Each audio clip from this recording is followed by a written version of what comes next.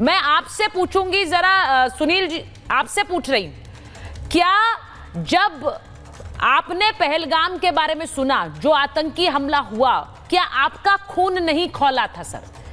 सिर्फ एक छोटा सा सवाल है, क्या आपका खून खौला था सर?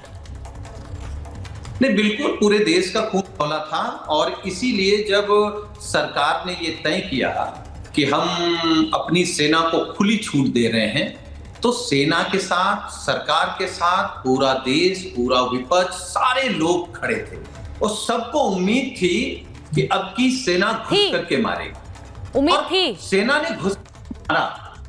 उम्मीद थी, पूरी नहीं की क्या? उस उम्मीद को पूरा नहीं किया गया? आपको सुन लीजिए। नहीं, आपने कहा उम्मीद थी तो पूरा नहीं किया। नहीं, खुलकर बताइए ना सर, नहीं किया तो नहीं किया, आप बताएंगे ना। सेना पर कोई सवाल नहीं है। सेना के हाथ कौन बांध रहा है? सेना का हाथ बांधने वाला कौन है?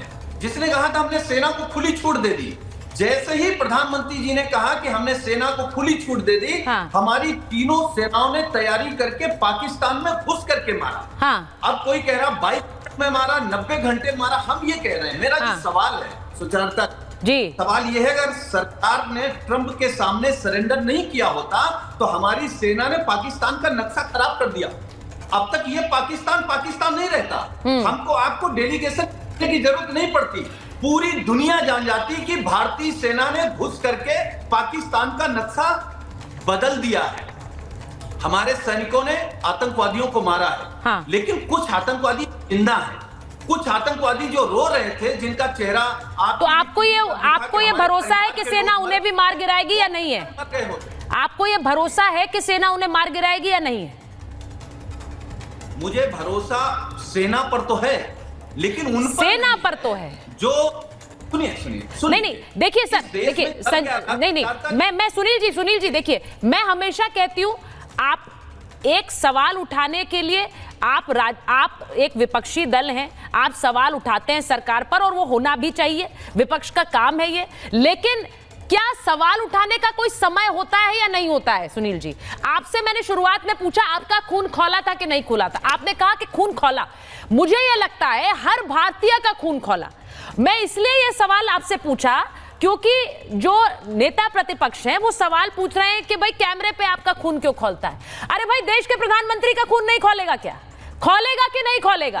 एक आम भारतीय का खून खौलेगा, लेकिन अगर प्रधानमंत्री उस गुस्से का इजहार करेंगे तो वो पूछा जाएगा कि कैमरे पर क्यों खोल रहा है। अरे भाई, देश के प्रधानमंत्री जहां बयान देंगे वहां कैमरे लगे ही होंगे, तो क्या उन्हें ये देखकर अपने खून को खौलाना चाहिए कि मैं कैमरे पर इसका इजहार नहीं करूंगा? ये किस तरह का बचकाना सवाल है? सवाल मैंने सिर्फ मुझे लगता है, और समय ये राजनीति का है क्या? ये गुस्सा तो मुझे लगता है हर भारतीय का था, इसीलिए आपसे पूछा कि आपका खून खौला कि नहीं। बचकाना सवाल नहीं है। अगर माननीय प्रधानमंत्री जी कैमरा लगा करके ये कहेंगे कि हमारे नसों में खून नहीं है, सिंदूर है, तो सवाल तो खड़ा होगा। और मैं एक बात लगातार कह रहा हूं, पिछले 11 सालों से इस अपने देश का लगभग मीडिया इस प्रयास में है कि गंगाधर को शक्तिमान बना दिया जाए। लेकिन गंगाधर जितनी बार चक्कर मारते हैं वो गंगाधर ही रह जाते हैं। अगर शक्तिमान होते तो ट्रंप के सामने घुटने नहीं टेकते। शक्तिमान होते तो पाकिस्तान की अब तक नक्शा बदल गया होता, हमारी देश की सेना ने नक्शा बदल दिया होता। देश की सेना को सलूट करती हूं आपसे। सुनील जी, वरुण जी भी हैं यहाँ पर, मैं एक सवाल पूछती हूँ। प्रधानमंत्री गंगाधर है सर, आपको ये छिटपुट सा ऑपरेशन लगता है? आपको लगता है नक्शा भी नहीं बदला इन्होंने, ये सेना के हाथ बांध दिए? 26/11 के बाद किसने सेना के हाथ बांध कर रखे थे?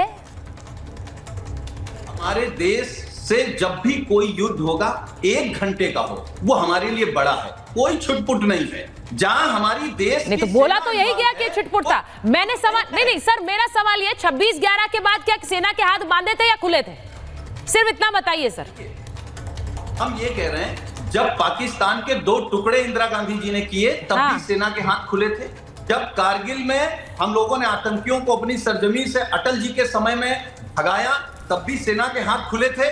ना इंदिरा जी ने अमेरिका के सामने घुटने टेके, ना अटल जी ने टेके। तो मोदी जी ने क्यों टेक दिए? टेक दिए?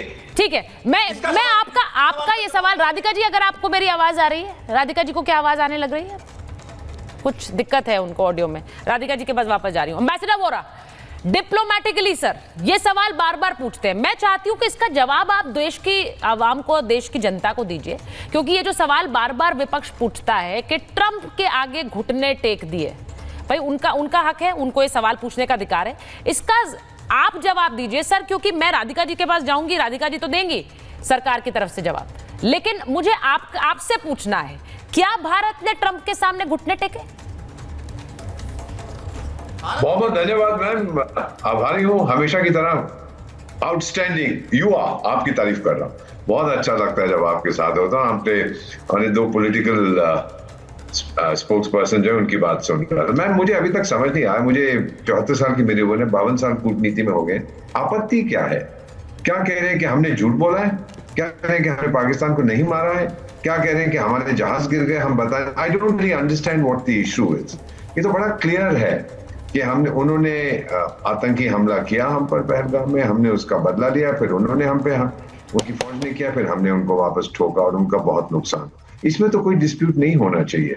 सो asking questions at this time हमारा काम कठिन हो जाता है एज डिप्लोमेट। जब मैं राजदूत रहता हूँ मैम विदेश में, मैं जाके वहां की सरकार को बता दो, देखो उन्होंने हम पे हमला किया और हमने ये किया, और फिर वो कहते हैं जी आपके ऑपोजिशन वाले तो कह रहे हैं कि ये नहीं हुआ, वो नहीं हुआ। It compromises my position. ऐसी स्थिति में मैम हमें एक ऑल ऑफ गवर्नमेंट अप्रोच नहीं चाहिए, हमें एक ऑल ऑफ कंट्री अप्रोच चाहिए। एकजुट होके हम बताएं कि हाँ इन्होंने ये किया और हमने उसका बदला लिया।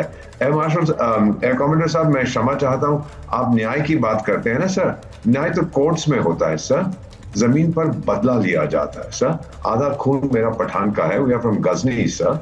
और मैं, आप तो ये भी हमारी कहावत जानते हैं ना कि भगवान आपको सुरक्षित रखे कोबरा के जहर से, शेर के दांत से और पठान के बदले से सर। हम बदला लेते हैं। स्क्रीन पर लीजिए।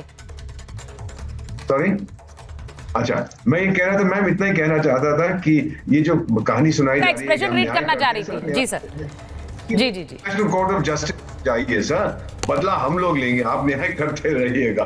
फाइनली मैम मैं इतना ही कहना चाहता हूँ, अभी तक तो ऑपरेशन सिंदूर किया है ना हमने, अब पाकिस्तान में जो हो रहा है, आप बेटी हैं हमारी और हमारी एक और महिला, अब बहुत जल्दी हम ऑपरेशन विदाई भी करने वाले हैं कि पाकिस्तान चला जाए अपने प्रेजेंट रूप में। और हम देखेंगे जितने देशों में मैं गया हूं मैम, मैं 3 देशों में मैं विशेष सलाहकार जितनों से बात की है, वो कहते हैं वेल डन।